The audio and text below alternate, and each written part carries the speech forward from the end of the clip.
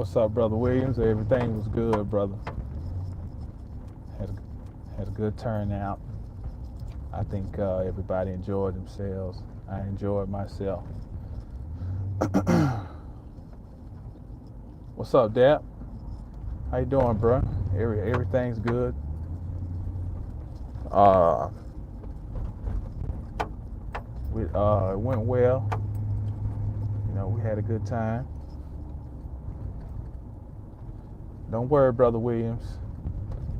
What Puff used to say, can't stop, won't stop. you know. So when you make it back, we still gonna be getting it in. But since we're on that subject, I just want to thank everybody who came out Friday evening for our first class,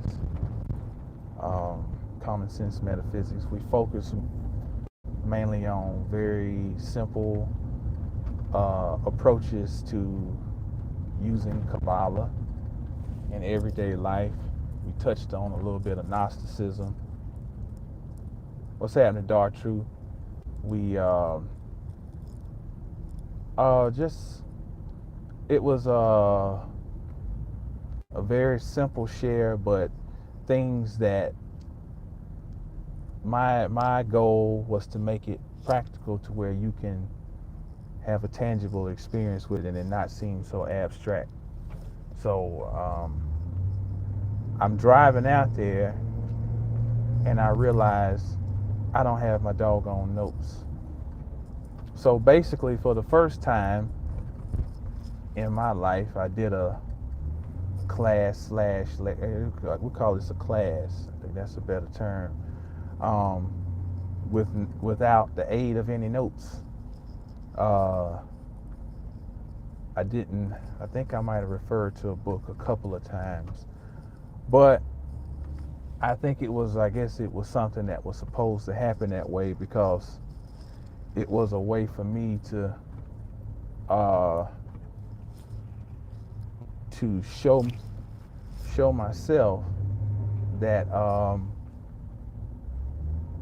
I could really just speak on experience, and I didn't need to have an overflow of information to prove the validity of what I was saying, but just to relate experience and practical way of applying the information. So I think I did all right, but I still like having my notes, just if nothing else, for triggers. But I want to, and we'll have a part 2 Friday. Stay tuned on the location. But this time in this class, we're going to focus more so on language, and as it applies to metaphysics, manifesting, creating your reality, understanding the correlation between things that seem to be different. I think that might be the greatest, or one of the greater benefits of any study of languages. It identifies kinship. You know how you might have been in school with somebody for years, and you find out through your parents or something that, so and so is your second cousin, and you're like, oh man, that feeling of finding a long lost family member. Well, when you study language, that's one of the greater benefits. It links up things that you might have thought were that they had nothing in common. And so you might have more access to one set than another. And so you can gain understanding of both through working through what you have greater access to, based on the fact that you've established this relationship. I know I talked about this the other day. But so that's what we're going to focus more on in this next one. But I wanted to deal with something. That's why I called it the reason for all of this, or the purpose for all of this, and it's not to posture as being some type of guru who, has some prophetic message to come in. That's not what I'm. This is just another person who just giving their take on things. So you can, and I know, and it makes me wonder: am I helping or contributing to confusion? Because there's so many different things for you to entertain. But at the end of the day, I'm not responsible for your reception. I'm just responsible for articulating where I'm at, or what has become my truth, what I have experienced, so forth, articulating that in the best way I can. Because sometimes you're like, well, I got, all this stuff I probe into and so forth. Well, what does it matter? What does it matter telling anybody? Just, it's just for you and those in your, your inner circle. What's happening now? How y'all doing? And then I'm like, but what's the point of delving into all that and you can't tell nobody? So then that sends me back to, okay, well, I'm gonna go on but why did I even get on all of that? I was going somewhere with that.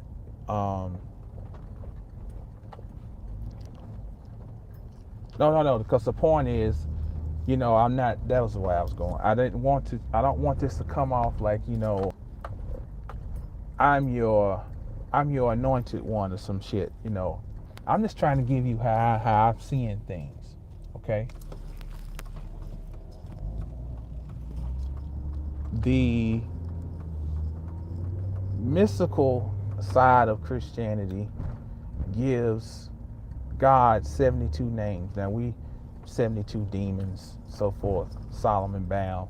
That's their way of referring to the 72 names of the divine, or the 70 wise prophets who went and scribed the Old Testament. 72 conspirators of Set. We go over to Islam, 99 names of Allah. Hinduism, 108 names of the divine. What I see, one thing I see that is being expressed is that the divine is what you make of it. It is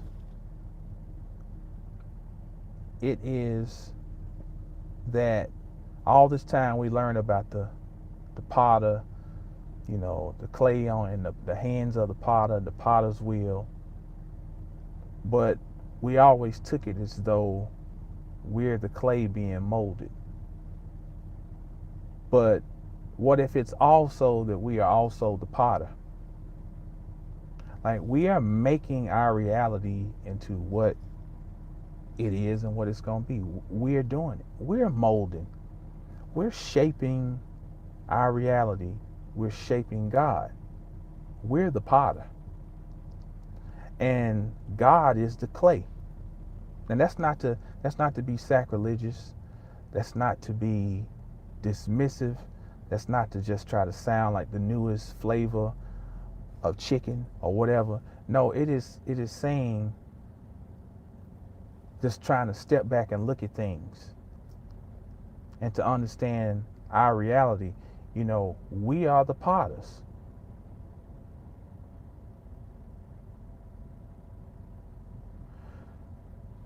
So that's why you had these different names, because the different names is saying it's about the angle how you gonna play it, how you gonna move. But it's also denoting something about language. See how they give us clues? If God has 72, 99, or 108 names, then these are different different pronunciations, different groupings of words. What it's secretly trying to tell you is that all tongues are but one. And when you peel back enough layers, that's what the story of Babel is alluding to. And it's what we're going to get into Friday, is it's all one tongue.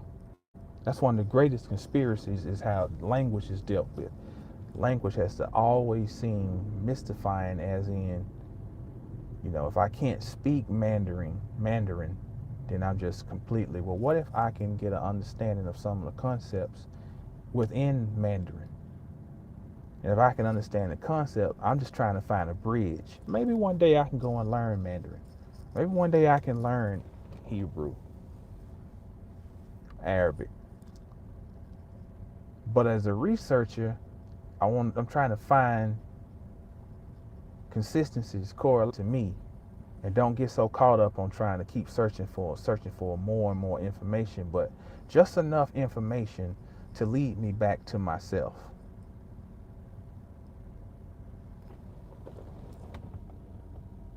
All right, what's up, Ricochet? Says, thanks for your book, The Lies Behind the Ties, bruh. I've ordered books from others, but they never arrived. Looking forward to more of your platform, and you're greatly appreciated, bro. Man, that's what's up. I appreciate that, brother. And I'm glad that you got your book, and I hope you enjoy it. I hope it's edifying for you. But I'm more excited about what you said about the part about being happy to get your product, and that would make my mama smile right there. She's more excited about knowing that I follow through, do people right, than the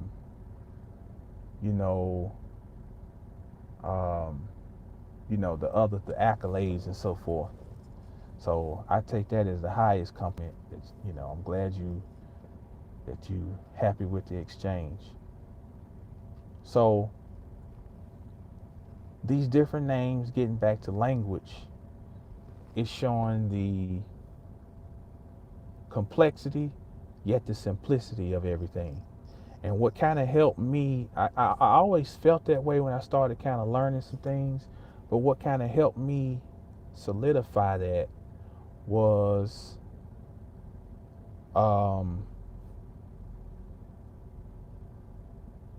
looking at a Zohar commentary. Now, so if you all aren't familiar with this, write this word down: Zohar. Zohar. Okay? And it's kind of be hard to find a complete set of the Zohar. The Zohar is a multi-volume set of, it's the great mystical literature of Kabbalah. So you have books on Kabbalah, but the thing about the Zohar is the Zohar doesn't use any of those technical terms like Sephiroth,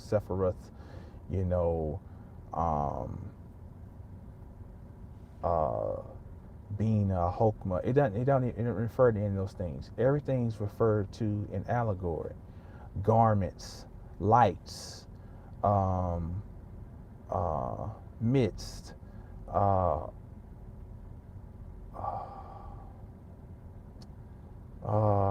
maybe even hands. All these is using a lot of abstract, well, not abstract, where it uses things that we could say are more relatable for us. Okay? But it's really talking. What's up? I am Life 360. You say peace, love, darkness, light, and all that good shit. Right on. What's happening?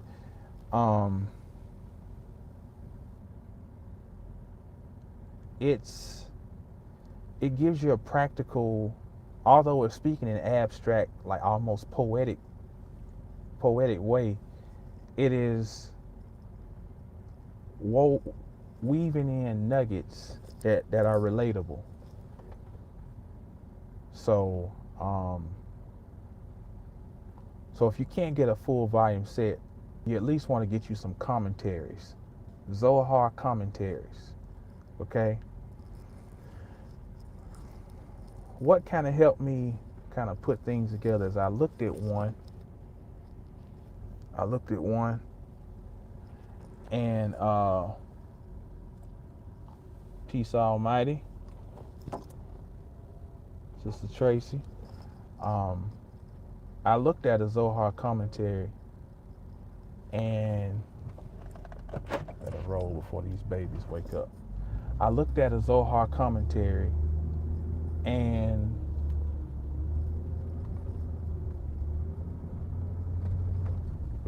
one of the words, well, the word that's associated with the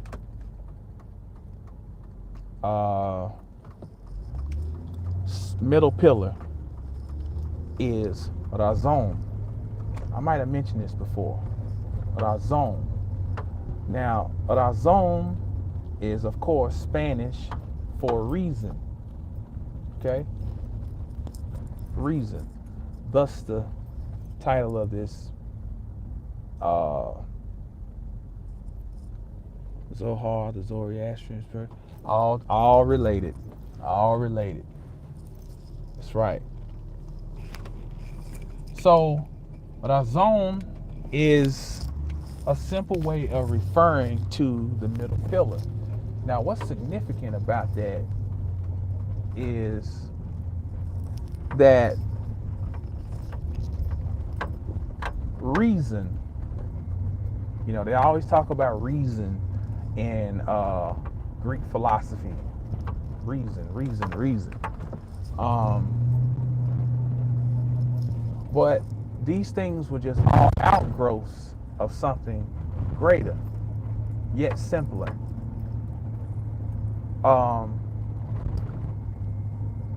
Reason is also the same as the god Shiva. That same old story I always tell.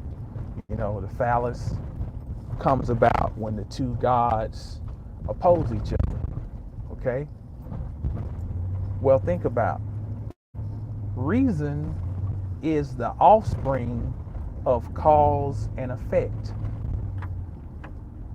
Or we could say that cause and effect are the offsprings of reason. However you want to look at it. But think about it. When you look at cause and you look at effect,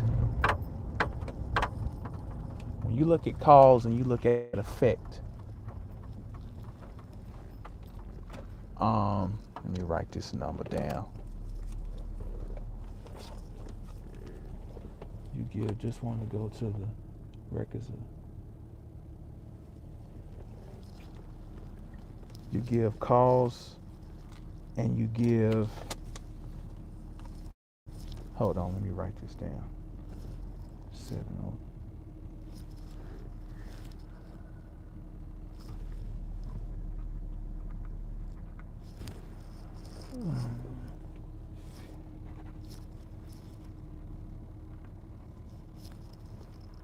Okay, so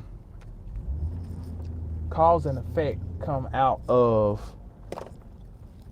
reason is the binding glue between cause and effect. Just like Shiva is the binding glue between Vishnu and Brahma. Basically, in a nutshell, the Zohar tells us that the whole purpose of everything is another word, will.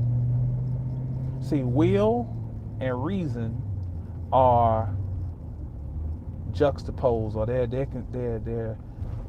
considered to be like a combination as far as the center pillar in Kabbalah, as is told through the Zohar. As in, reason and will are the same. And I was thinking, like, reason and will? What it's saying, the reason is to develop your will. That's the reason. to develop your will. And so the best way to develop will is to be thrust into this. And in this that we're in, we know anything can happen.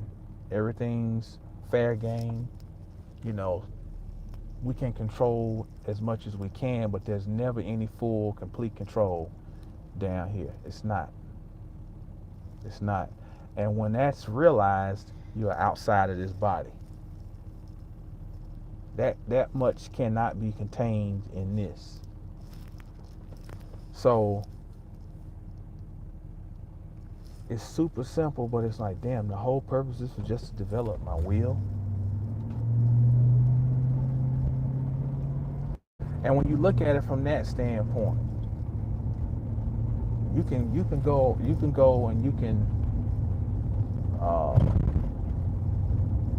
go and let that marinate, come to whatever your conclusion, agree, disagree, whatever. It don't matter. But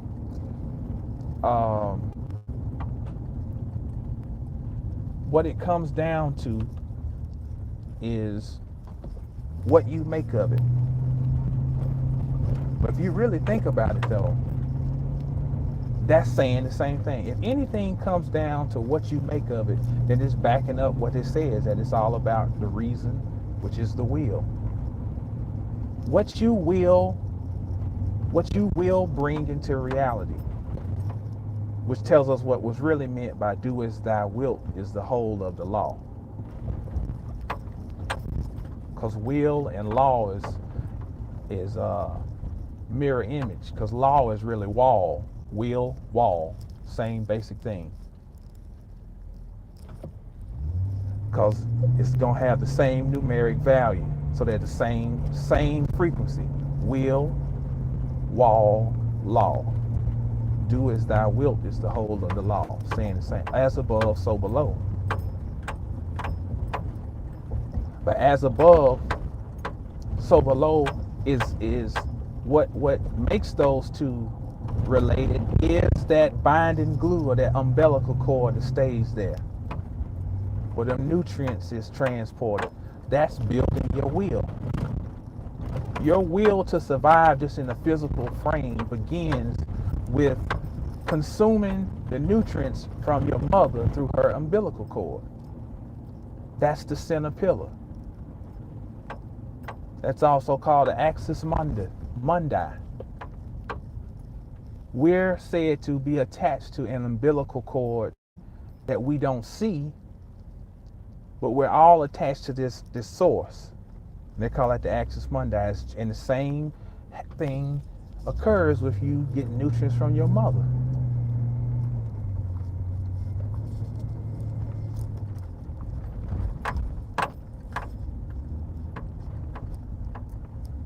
Will.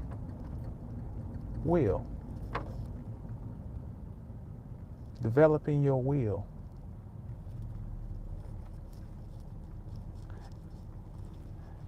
Now we may think, okay, well, that means that I shouldn't give in on stuff because I'm always supposed to be fighting to develop.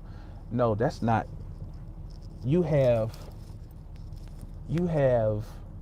flickers of light, but that doesn't necessarily mean that they are the greater light, and put it that way. So we have things that, I'm strong-willed. My wife is strong-willed. My children are strong-willed. But even at that, even though we say that the whole purpose is to build a will, yeah, son, is to develop the will, that does not mean that in the midst of here that our will doesn't need to get broken quite often. So that's that tedious line we have to walk, that the means of developing our greater will is to have the lesser broken repeatedly. And then we got to know when's the time for us to not have the will broken.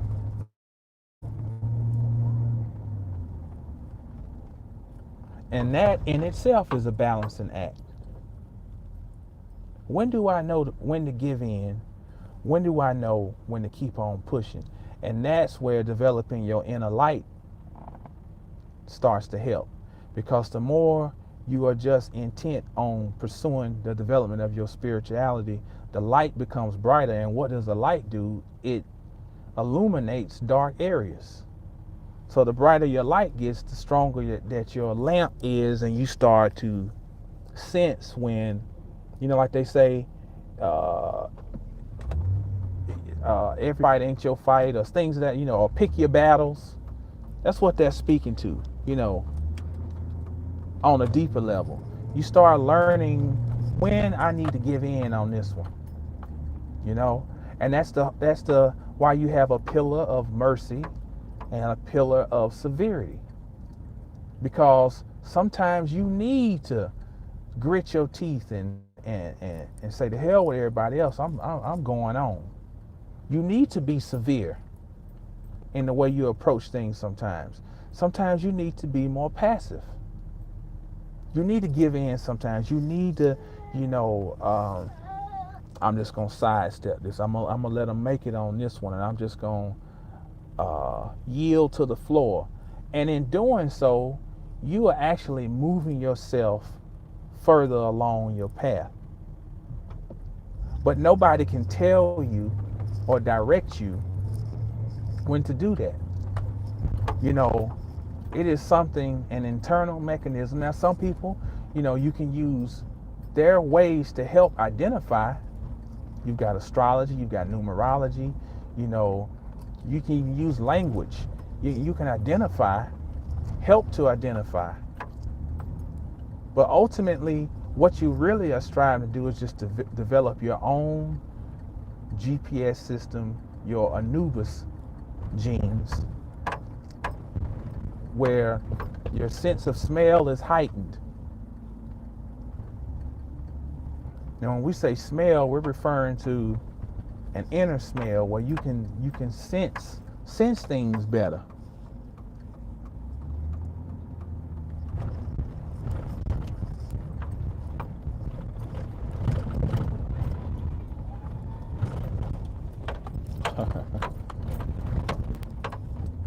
Yeah, so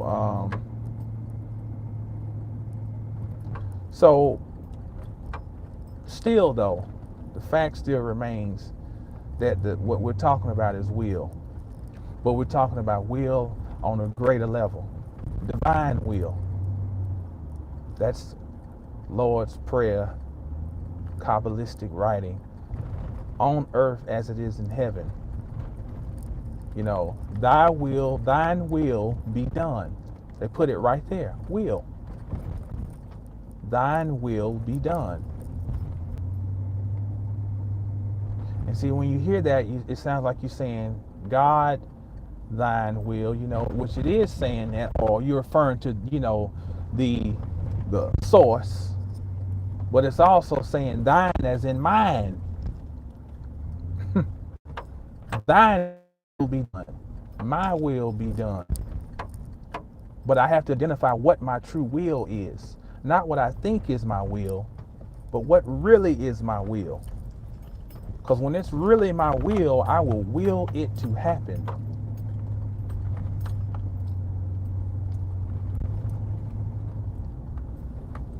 With more accuracy and clarity, more power.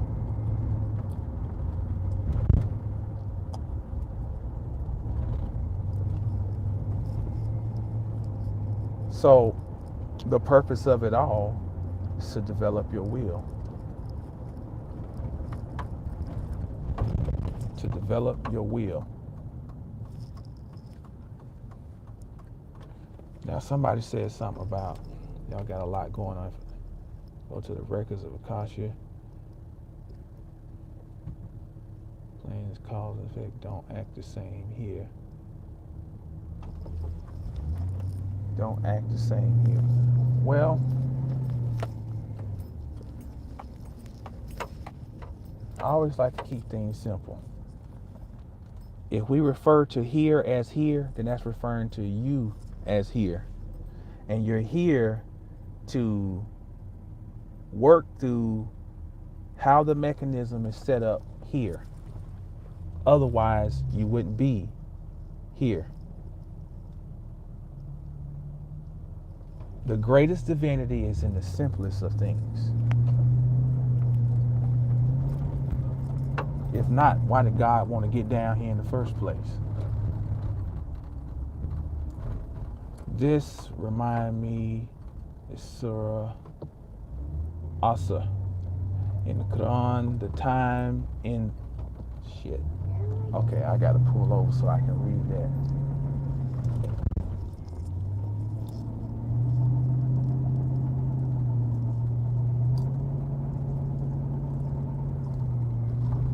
He done busted the Quran now. Like, uh-oh, now come on now. You know, I have to pull over so I can read that. I hope I can find the... Hey, did I erase it? Shit. When I get too many whatchamacallits in here, it won't let me go back to whoever put that. Wait a minute.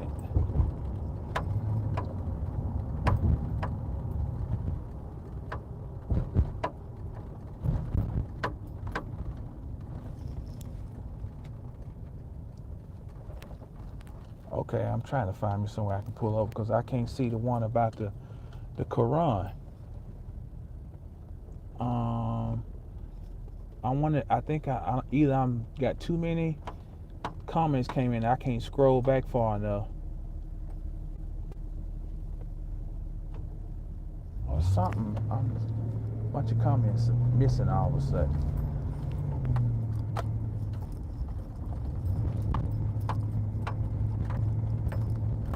Something popped up.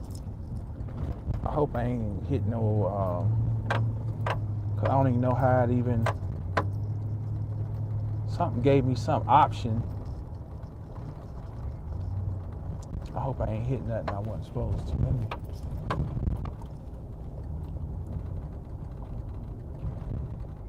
Pull over here. They probably call the police on me.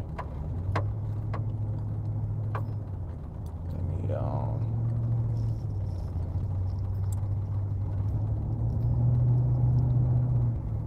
whoever put up that Quran, the sort of put it back if you get a chance.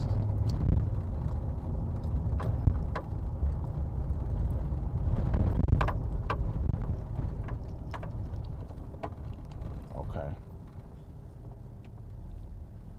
Message deleted by, oh, I deleted the messages.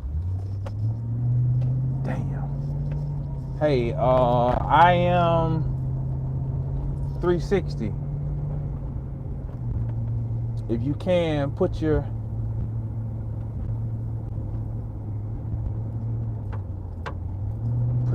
if you can remember what you typed, it was like 4 messages. I had a case of Fatimus ominous.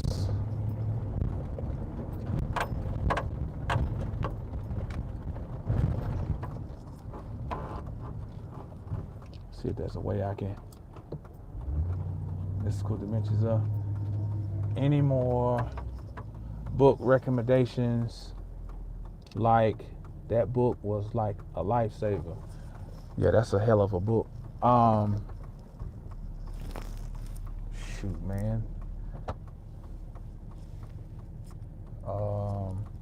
Well, if you want to go along those same terms of kind of staying around some Sufi stuff, you get People of the Secret by Ernest Scott. You can get The Sufi by Idris Shah. There's a book. It's a Sufi book about music. It's a kind of tan colored book. It's got a Indian guy on the cover like he's playing a oud or something, if I can remember correctly. I got it it's in my storage. I cannot remember. That's another good one. along the the lines of the mystical Islam, Sufi traditions. I don't know if I can. I want to see if I can put my man's comments back on here. Unhide. Shit. They don't allow me to restore the comments.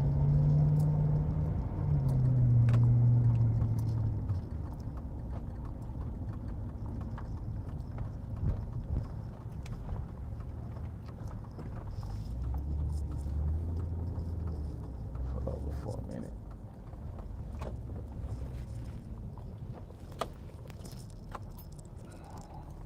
Okay, how do you seek wisdom, then find the knowledge to explain it, or knowledge, then the wisdom to use it? You asking me personally? How do I?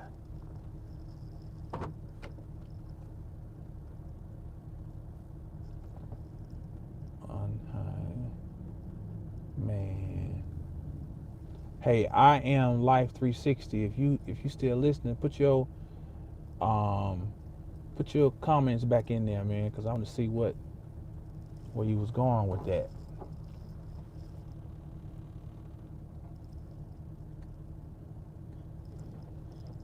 Oh, it was hidden.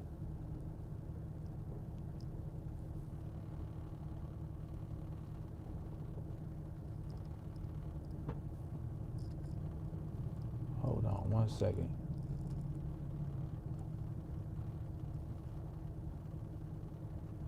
No, the user's messages will be. This is some crazy shit.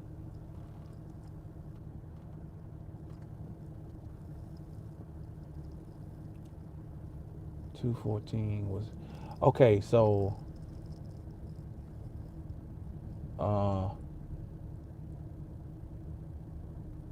okay. I'm gonna look for that sometime this week. See if I can find that book, and I'll tell y'all about it. Okay, so Yoel says, "How do you seek wisdom, then find the knowledge to explain it, or knowledge and then through experience?"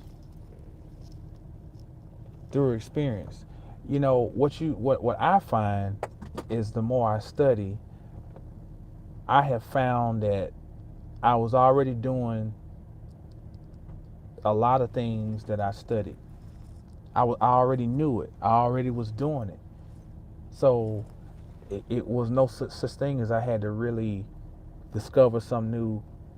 When I looked at, let's just take the 4 worlds of Kabbalah,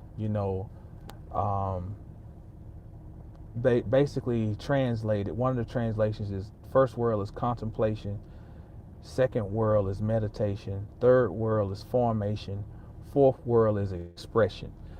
I mean, any person who has the ability to create an idea, form it, and keep working that thing till it becomes a final product, you are a Kabbalist. You have the ability to have a reality that exists that's beyond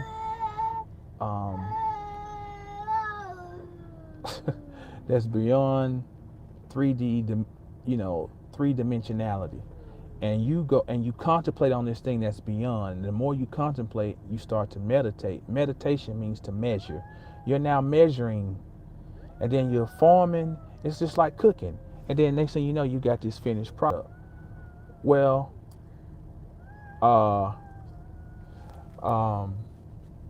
when you study this stuff, you're like, man, if you're let's just say, put it super mundane. If you're a goal-oriented person, you have a basic understanding of Kabbalah. Now just apply. Now you can take that, by having that as something that you can relate to and how you use it, and you can apply that to greater things, even creating a whole new world beyond this that we see. But you need something that you can relate to. And when you know that you can relate to it, you really know that shit. You have an experience with it. That's what it's about. That's right, Yoel. Confirmation of the essence of yourself. What's up, for low key? Brother Krishna. What's the science behind Dark City and the ending of the movie? At the ending of the movie, I think the people who were tuning, who ran the tuning for, I think basically it collapsed on them. Okay. Sorry about that. Had a phone call. So let me see, where was I? Oh, the question. Krishna's question. Oh, the end of Dark City is they collapsed the city, if I remember correctly, because I ain't seen it in a long time.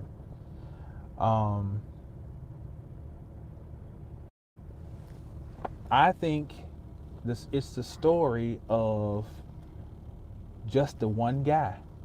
It's the story of one person waking up. The guy gives it up. He says every now and then one of them wakes up. So it's kind of like the world that they're destroying is basically their participation in it. So that this guy, who happens to be named John, he wakes up and realizes that this thing is all a farce. And it's just just the same movie as the Truman Show. It's the exact same basic movie. So if you look at the Truman Show, it gives another perspective for you to see the same basic movie, because this guy is fighting for his sovereignty based on the fact that he realizes that the whole thing is, from his standpoint, it's a farce. But we could go a step further to say it's a game or it's a simulation. But that was my take on it, Christian. That he destroyed the whole. He came outside of the simulation, basically. He destroyed the program. And then he wakes up, and it's like, oh, you on stage with a headset on, and you was just in a VR monitor, and congratulations, you won the game.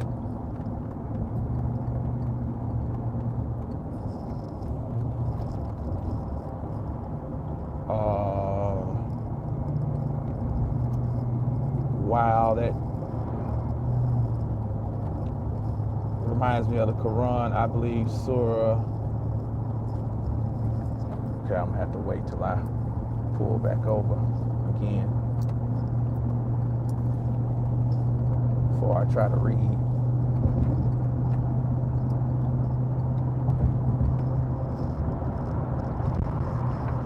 So y'all give me some more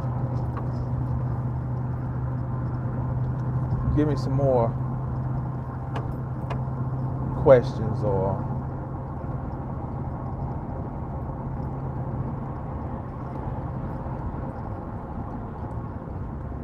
I'm gonna pull over again in a minute. Get off this highway, because I am back in Texas, and shit is real down here in Texas. Boy, these people are some aggressive drivers. They used to say Atlanta drivers, New York drivers and so forth. Man, I think Texas is just this aggressive driving state.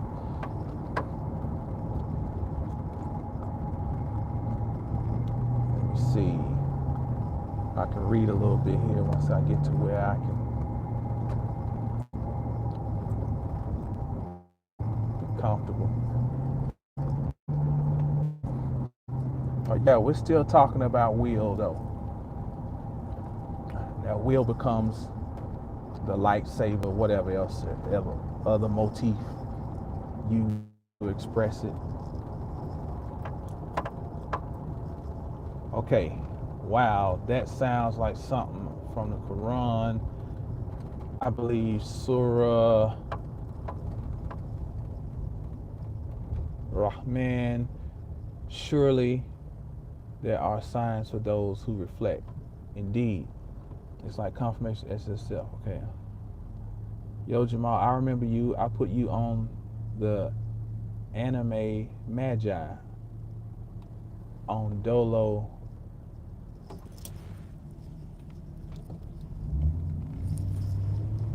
Okay, I'm gonna have to, because I'm trying to make sure I understand what you're saying.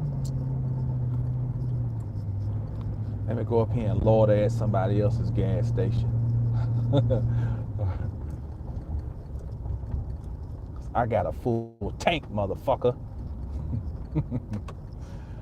Oh, man.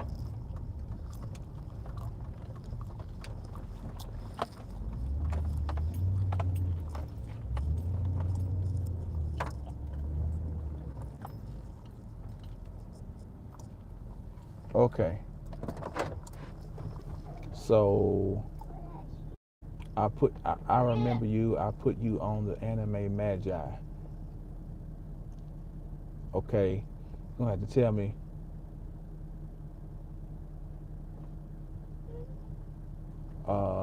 Yeah, I love that show. Thanks. Sure, brother. One thing I've been pondering is that y'all got me fucked up energy. What's wrong, man?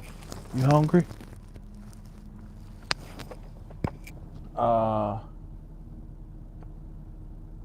So I have told this thought about the simulation idea, and it can have layers.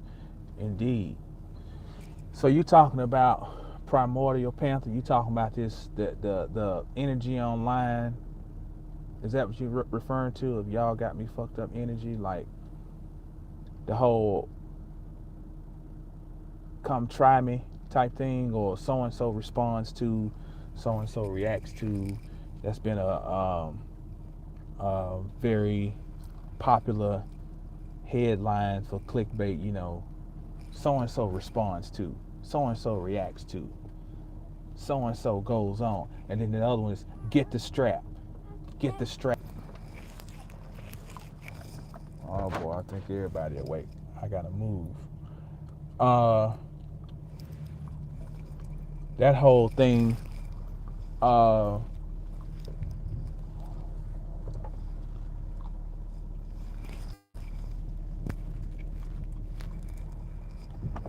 but I don't know if that's what you're referring to. The real aggressive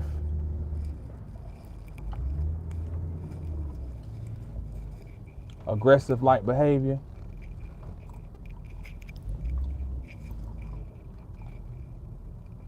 Trying to wait before I get on this road.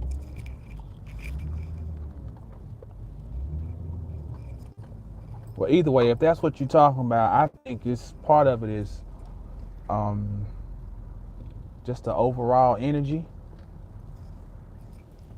You know, it's very aggressive times. Um, I mean, I found myself aggressive at times, you know, and having to, you know, step back. Okay. Like if you on the basketball court and someone disrespect your skill, you got to show them the arsenal. Well, sometimes you do. But you know, like I said earlier, you gotta, that whole thing about will, we're talking about the overall will and not individual will, as far as I'm being ruled by my egoic response. So that comes down to picking my battles. And I'm picking my battles based on what's going to give me the best opportunity to win and to get the greatest victory. You know, so in a way, we can say, oh, this is a lot like sports. You know the fanatical coach that just win, you know, who do anything to win. Well, it's kind of like that as far as developing your will. And sometimes for the greater good of your mission, you have to eat some humble pie sometimes. You have to let people seem like they making it. Because I'm going to tell you something. And I don't know if I ever I'm just going to put it this way, because this could be misconstrued. When your greater will is being fulfilled, or you're on a path to fulfilling it, sometimes it can be a person who's trying to disrupt that in any way, shape, form, or fashion. Man, sometimes it's best to just step to the side, because you will truly see the magnificence and the power of and your worth based on, man, sometimes people just, even after you done got over whatever and you done let them make it, but people come up, literally be up out of here. I'm talking about gone, and not by nothing that you've done intentionally. Nothing that you've even thought about as far as that you wanted that to happen. No, I'm telling you, truth is stranger than fiction. Sometimes it ain't about we got to do nothing. It's about what Phil Valentine say, the isness of being. Do you know the power of this being? Why do you think you can walk into a room and people just dislike you just by your presence? Because it's your isness. Your presence is too much.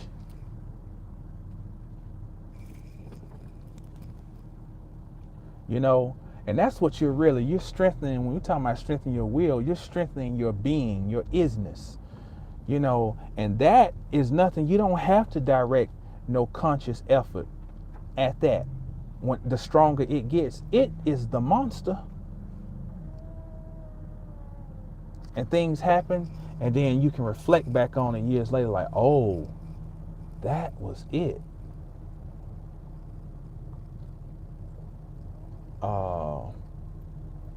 Knowing to give in. That's right. It's the reality. Will LOL push you people to test you when it wants to see what you can do. Right. Or see what you will do. It's not always about what you can. It's about what will you do. Let me give you a prime example. Man, you know how many people try to mean mug me? Like, you know, going to gym and stuff. Now, you know, I got injuries and stuff. But man, if I put my hands on somebody and I'm really want to, they're not going to be able to stop me. Just the average, you know, I'm not saying I'm the baddest mother, but what I'm saying is that a lot of times I just, you know, I keep on trucking, you know, and like I heard, like Pimp C said, difference between somebody talking at me and talking to me.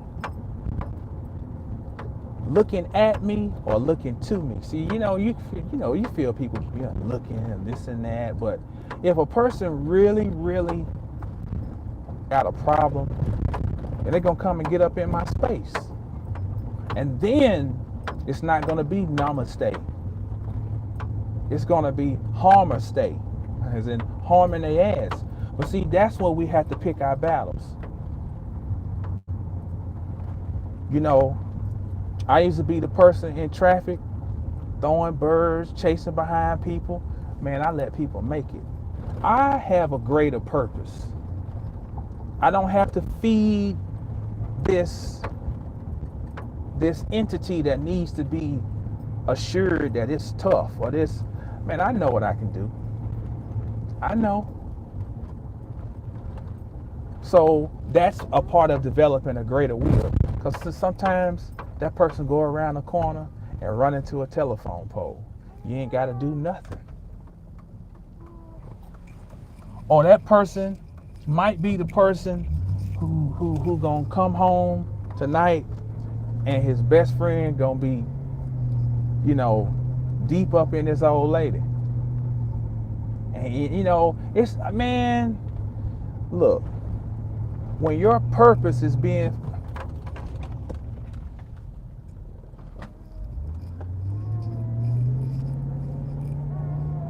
Prime example. When your purpose is being fulfilled, man, it's like you're a running back and you got a stellar offensive line blocking for you. When your purpose is being fulfilled, and when you got all championship teams, and if my nigga Gino will hear this, he's going to second what I'm saying, because he's a football history aficionado. All great championship teams have what in common? A great offensive line, defensive line. Those defensive linemen are taking care of rubbish for the linebackers. A great defensive line allows linebackers to run, plug and run sideline to sideline and sweep up the trash.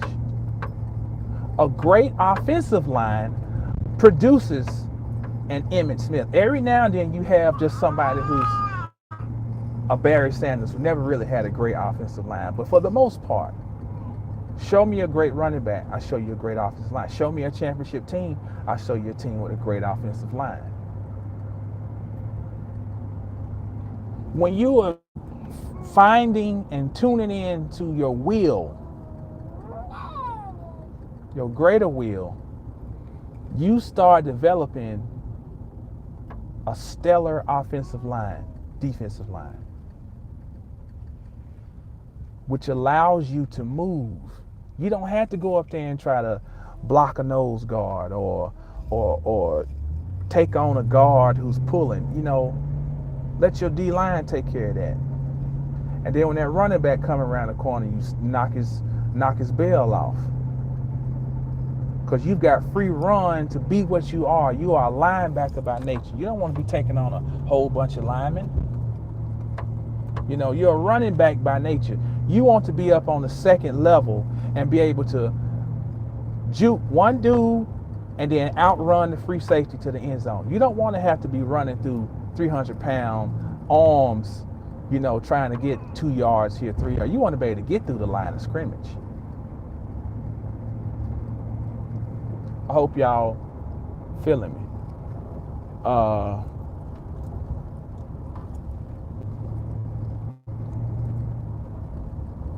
Because further we go, let me tell you about this. I've noticed that bees are very attracted to me, very attracted to my family. We went out to a little water park with the little kids where they had the little fountains, you know, a little fountain park coming up out the ground. And notice how when we were there, the bees just stayed around our kids. And we had a piece of fruit, and it's like, I said, I'm thinking I'm smart. I take a plum, I bite into the plum, and I put it over on a little park bench, thinking that, okay, that the sweetness from that will attract them. They ain't pay no attention to it. Stay right there around us and around the babies. I've noticed flies. Now, before you take this and run with it, I'm a big man, but I'm a clean big man. My daddy always taught me, when you're big, people expect you to be funky. So I take my cleanliness serious. So it's not about me having a foul pair of drawers on. I've been thinking, what I've come to a conclusion of is, you know, they don't call a fruit fly for nothing. It's attracted to fruit. Fruit as in the sweetness, the honey. Okay? The bee, of course, is attracted to, you know, the sweetness or the pollen and so forth. And this is not to get on no egotistical horse, but I knew, something told me, I knew that's why these bees are around. And I told my wife, don't swat at them. They ain't gonna do nothing. And I started talking to the bees. I said, now look, y'all got to chill, okay? Now, you making my wife nervous. You know, when you're around my babies, and you know that makes us a little antsy. Chill. They were all right. My wife gets scared, starts swatting.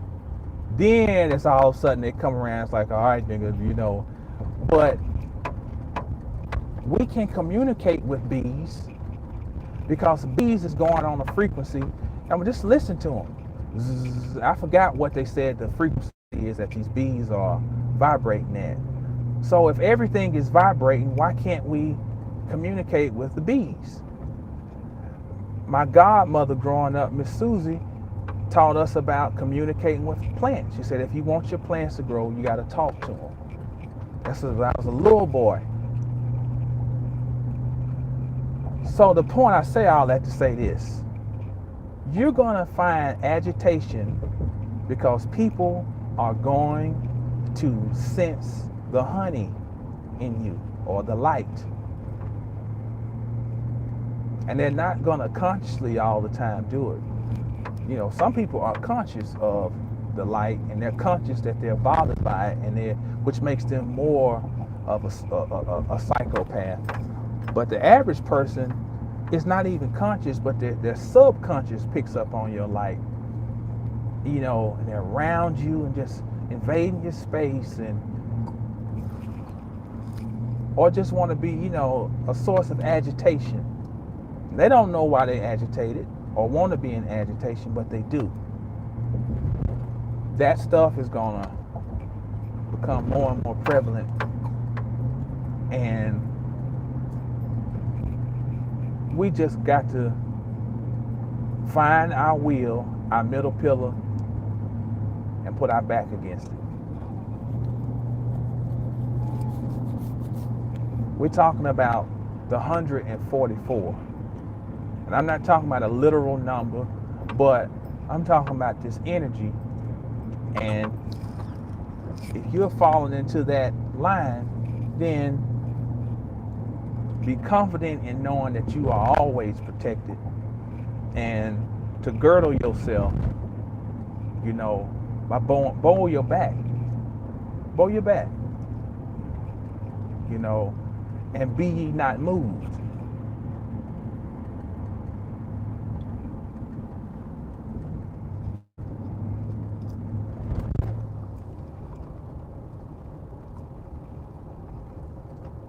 Well, y'all got the what they say, y'all got the comment section on fleek, as they say. Fleek, whatever the hell that is. But I can pull over and read what y'all got going on.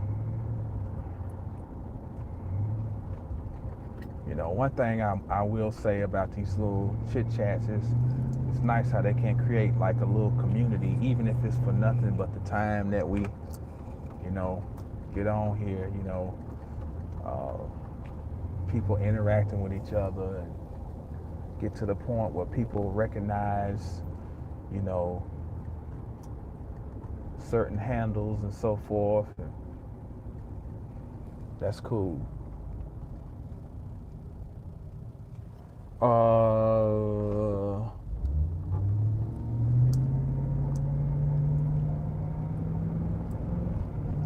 If I had to pee and was trying to get somewhere, I'd get every red light in the history of driving.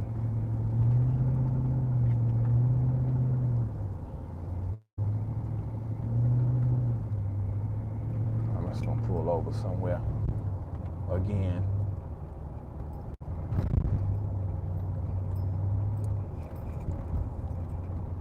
It's funny, everywhere I go, and police are just swarming today. Interesting.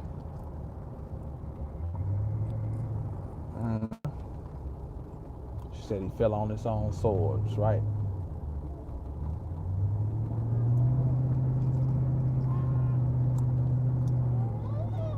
Yeah, baby.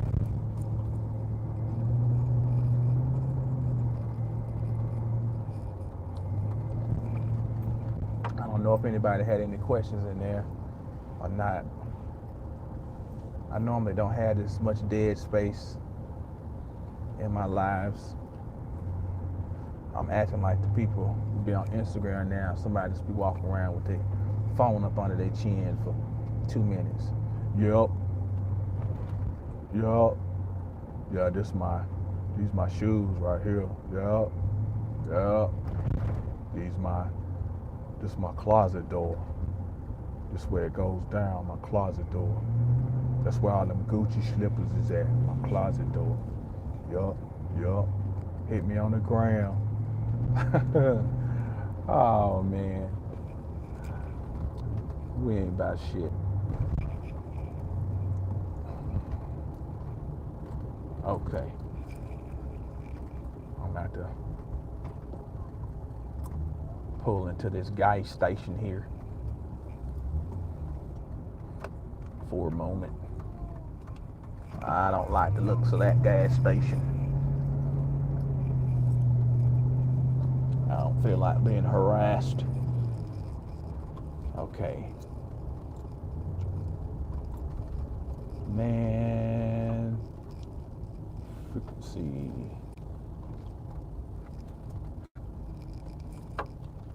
I think it's also called the honey or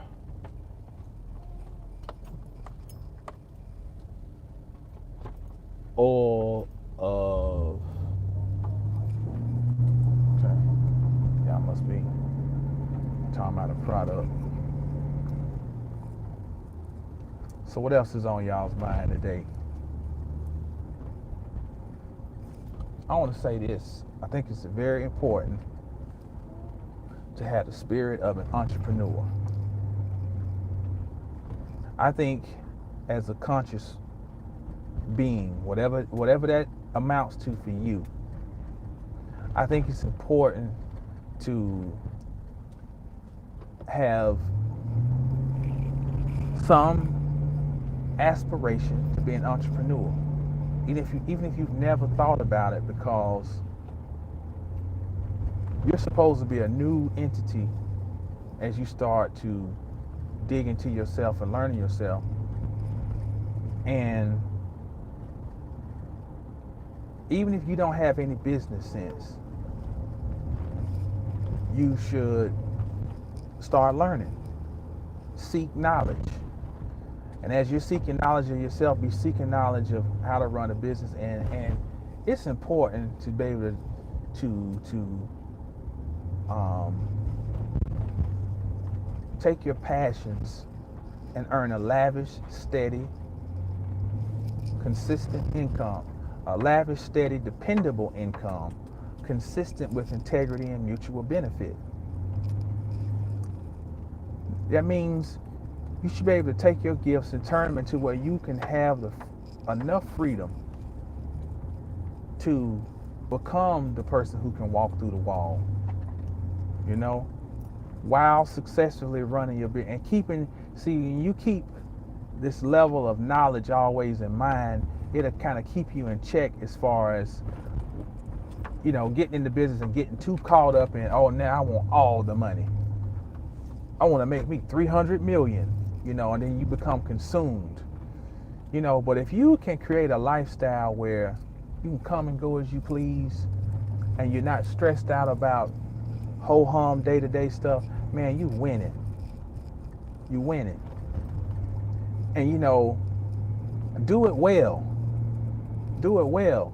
And then little small networks of people who can do things like that, you know, can start working with each other and maybe, you know, patronizing. And it ain't about no big coordinated effort where, you know, we get enough people. If I get 100,000 people to give me $1, we know that shit ain't gonna happen. Well, no, let me take that back. Some people have pulled off some amazing things. And they never gave people nothing. People donated money to nothing. But so let me check myself on that. But if you're moving from a space of integrity, then you know, setting it up to attract more people like that, who who put the same craftsmanship into what they do. I want to be around master craftsmen, and they don't have to be, and we ain't talking about no masonry or nothing, but I'm talking about people, you know, I like my barber because my barber is a technician about what he does. I don't care about him understanding the other stuff we're talking about finding a mastery and little things like that. But what if for us who are at this level though, all of us got some types of gifts, talents. What about us magnifying? That's just something just to chew on that. But I think it's very important to free up your space, free up your energy. But it's got to be done. Man, what you waiting on?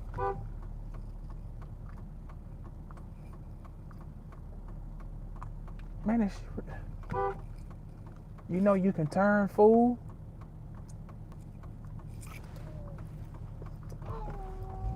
God, man, straight up retarded. Oh, I tell you, man, these people throw it in the head.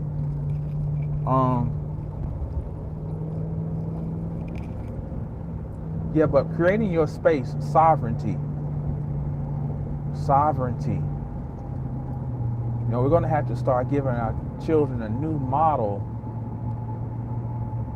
of, you know, what's the equation for having that sovereignty. It's not about necessarily you got to go to school, get you a good education, and no, because school is set up on masonry, and when you go to college, it's an initiation to be basically a neophyte, you know, to be the do boy. You're getting initiated to be the do boy, the do girl.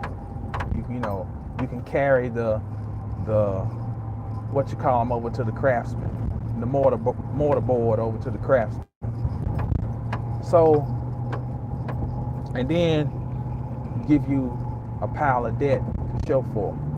But that does not mean that you can't win. But it's not the only way to win.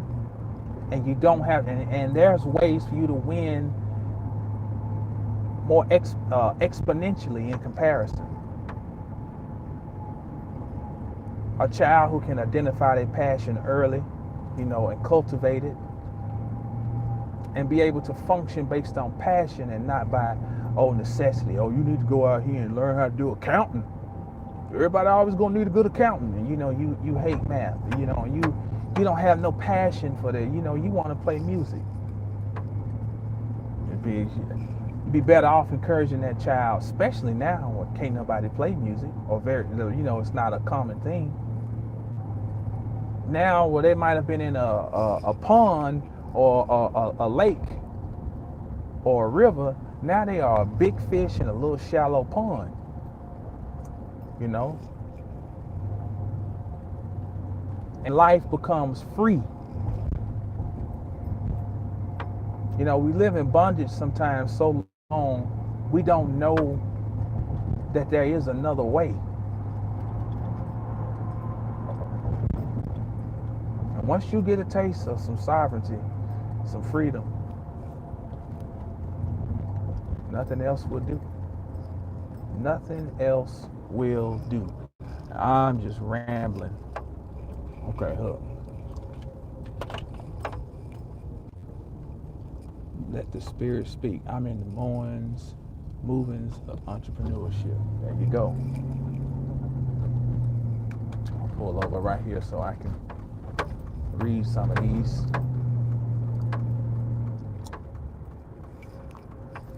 Since I'm close now.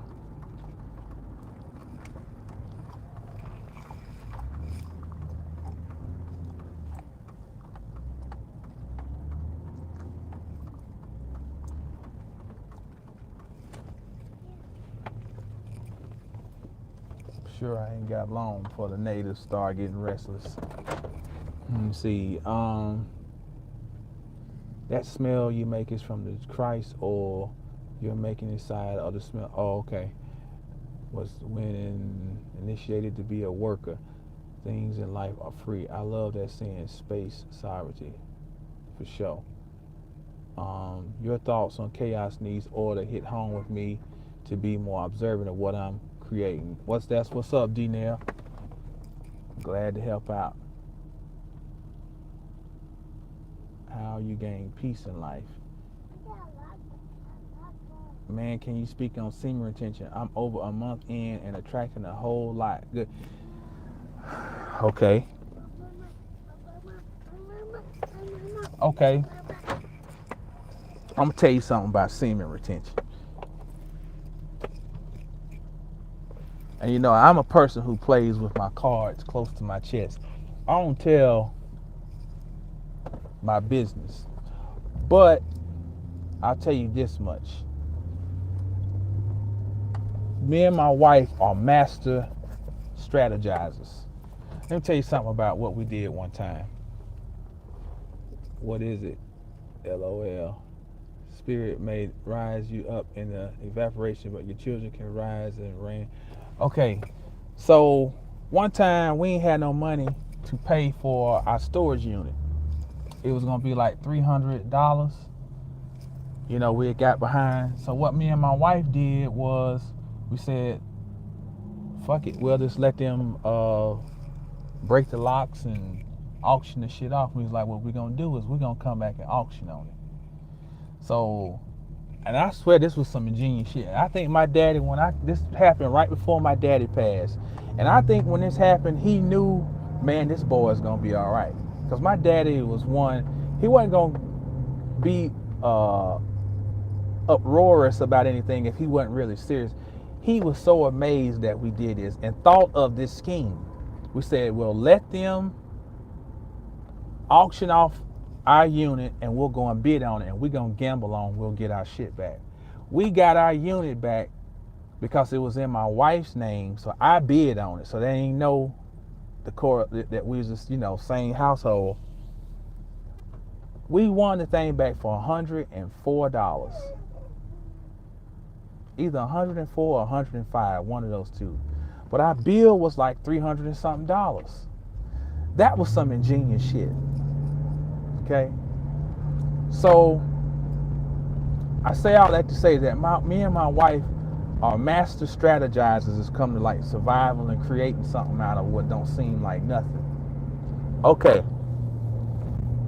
So, we moved out of our house that we had been in for like 4 years and slumlord, don't want to fix nothing.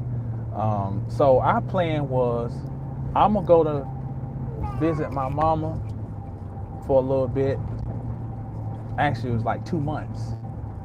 And we was like, okay. And she went to her mother's house, and we was gonna use it as a way to, you know, kind of try to save up some money. So my son came after a little while, and so to help her, I took my wild ass son up there with me. We had a good time though. Then my girls, I ended up coming because I had them for the summer.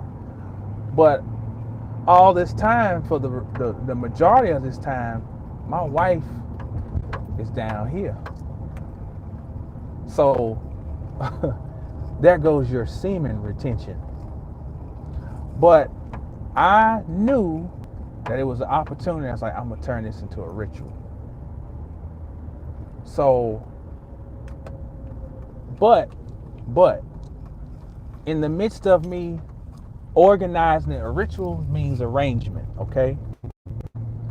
So I arranged this whole thing in my head of what this is gonna represent for me, using my imagination, our imagination. What is this gonna represent for us, okay? But in along with that, this is what is necessary to always remember. Manifestation, activation take effort. Effort. So although I had created this in my mind, I had to apply the effort. The effort shows that I even believe in what I'm saying. if I apply effort, I'm showing, okay, I believe in what I've laid out, because I'm putting the effort into, it manifesting as though it already is. Okay, so in doing that, what I did was work those things that be not as though they are. Ain't that whole faith thing? So that then, when you do have, we'll call it coitus, you activate your intentions. Everything is about observation. When you step back and take the time to observe, this is Kabbalah: contemplation, meditation, formation, expression. So the semen retention, powerful if you have the wherewithal to apply the right intent.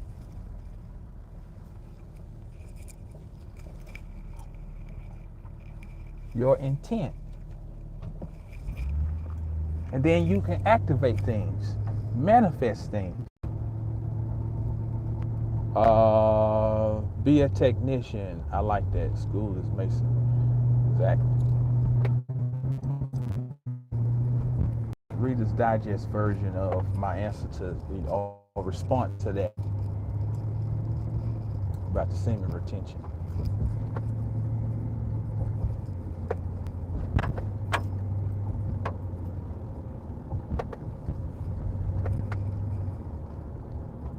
Well, I guess I've rambled on long enough. I don't know how long I've been on here, but I'm glad. Damn. Okay. Put the Captain Big Face on y'all. Once again, I thank everybody who came out Friday to the class, Common Sense Metaphysics, first class. We're going to be, I will be in touch. I'll get on here and do a video and send out emails to everybody who's on my list about where we're going to be at Friday the 17th. But it'll be our second class here in the Dallas-Fort Worth area. And we'll be digging more into language. But I got some fun stuff planned for this class. We're going to do some interactive things. But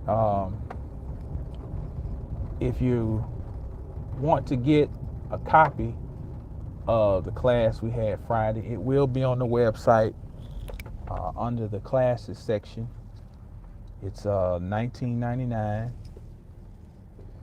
and you go on and you'll be able to download it. But I'll keep you posted on that. We're getting that lined up now, getting it put up there on the website.